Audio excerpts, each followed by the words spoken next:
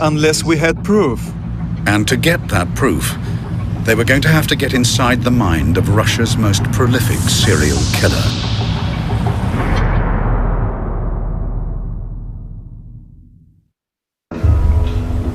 In June 2006, after finding 14 bodies in Bitsa Park, the Moscow murder squad arrest Alexandre Pitchuchkin on suspicion of being the Bitsa maniac. But under interrogation, Pitchuchkin confesses to not just the 14 they know about. He says he has killed more than 60 people, making him the most prolific serial killer in Russian history. Почти что Богом. But is his claim true? Each of the claims has to be individually checked and proven. It's an enormous task. One of the names Pitchuchkin provides to investigators is that of Vladimir Fomin, a young man who vanished without trace in 2003.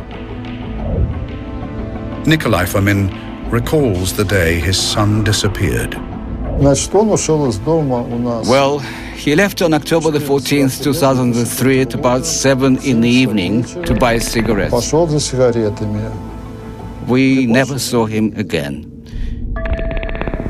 He was a very good, responsive, kind man. He helped all his friends and took care of his newborn child. In 2006, investigator Pumyrzina called me. She asked me to come for an interview to Leninsky Prospect, and there I learned that all the cases about the missing people had been combined into one case, the Pitchuchkin case. To continue building their case against him, prosecutors need to keep Pitchuchkin talking. The job falls to Valeria Sushkova. My job was to keep him talking, to establish a psychological relationship with him. Я им был как отец. Я открывал им дверь в другой мир. Первое убийство как первая любовь. Его никогда не забудешь. Чем ближе человек, тем приятнее убивать. Получаешь больше эмоций.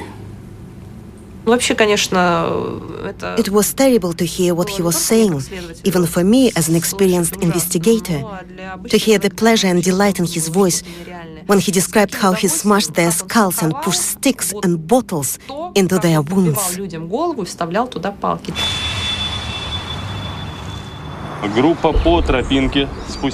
In Russia, to avoid any doubt in court, investigators take the accused back to the scene of the crime and get them to reenact exactly what happened, and they film the results. In the case of Pitchuchkin, investigators need to verify his astonishing claims, but they are also keen to deny him the obvious pleasure he takes from reliving his brutal acts of murder. Investigator Maxim Zharkov is the official cameraman. I traveled with Pitchuchkin to Bitsa 27 times in all, and filmed over 40 hours of video with him. Pitchuchkin has an amazing memory for the details of his crimes. Ясно. А покажи, пожалуйста, на манекене, вот как ты наносил удары. Я вот так вот достал молоток, отбежал и ударил. Заточенной частью? Нет. Ну, в смысле, заостренной? Тупой, да? Тупой часть ударил. Ну, вот заорал сильно. Я, по-моему, ударил еще сразу. Он завалился вот так вот. На бок?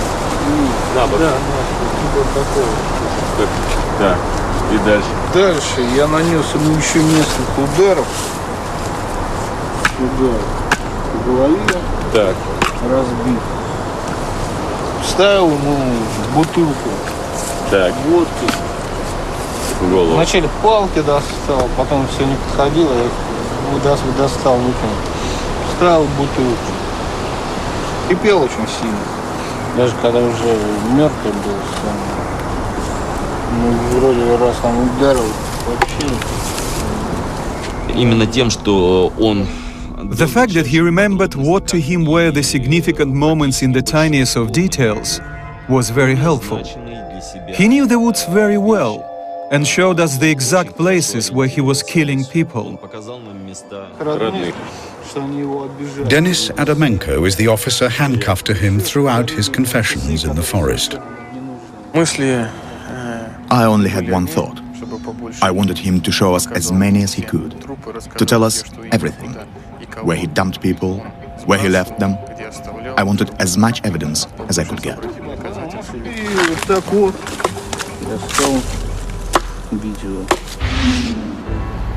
But the case against Pitchuchkin can't just rely on his confession. When forensic investigators examine the head wounds of Boris Grishin, a 64-year-old man who was killed in Bitsa Park on December the 19th, 2005, they make an intriguing discovery. При исследовании препаратов кожи we found bits of plastic in the wounds when examining the skin samples. типа пластмассы. И было предположительно сделано вывод о том, Our preliminary conclusion was that this bit of plastic could be part of the object used to strike the blows. Moscow police recovered this hammer. Pitchuchkin claims to have used it, but they need to prove that it is in fact the murder weapon. И при исследовании этого молотка на нижней поверхности As we were studying the hammer, we found some deep scratches on the surface of part of the handle at a point close to the head. And as we compared it to the particles we'd found, it became very clear that they were part of this handle.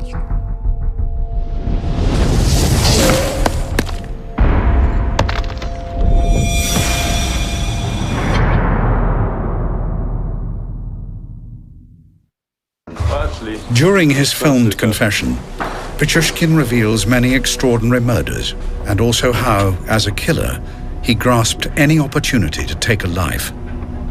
All his actions were designed to commit as many murders as possible. On January the 18th, 2002, Pitchuchkin met a 40-year-old homeless man called Slava. Здесь было, как бросил, он что-то начал щели меня откроешь, вот такое. Он его приподнял, вот так вот, за ремень, по-моему, за что-то, штаны, вот так вот. И вот так вот положил наполовину. Затем поддел ноги, и он полетел. Ну и потом я услышал только крик там внизу, что старушечий такой похож, когда он уже, видимо, упал. At the time, people thought it was a suicide. Nobody saw anything criminal about it at all. He knew perfectly well what was going on. He knew what he was doing. As the investigators delve further, they build up a precise picture of the man who claims to have killed over 60 people. Pitchuchkin was born in Moscow on April the 9th, 1974. His background seemed ordinary. He lived with his mother and sister in this apartment on Hersonskaya Street. It's a typical Soviet-era flat, not far from Bitsa Park. He had a steady job in a supermarket and was generally well-liked. His was an ordinary, everyday life. Yet Alexander strove to be different. A team of doctors at Russia's leading psychiatric institute spent over 6 months analyzing Pitchuchkin's background and psychiatric history. And one of them is Dr. Evgeny Mikushkin. He wasn't happy in his private life. He just did his job and led a lonely life. As far as we know, he tried to live with women on several different occasions and even tried to start a family, but he failed.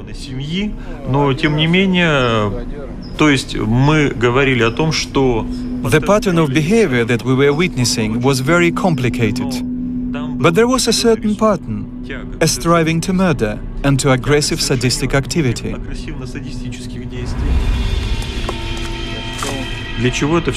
So why was he doing all this? To get a kick out of it, to get satisfaction and a sexual release. Certainly,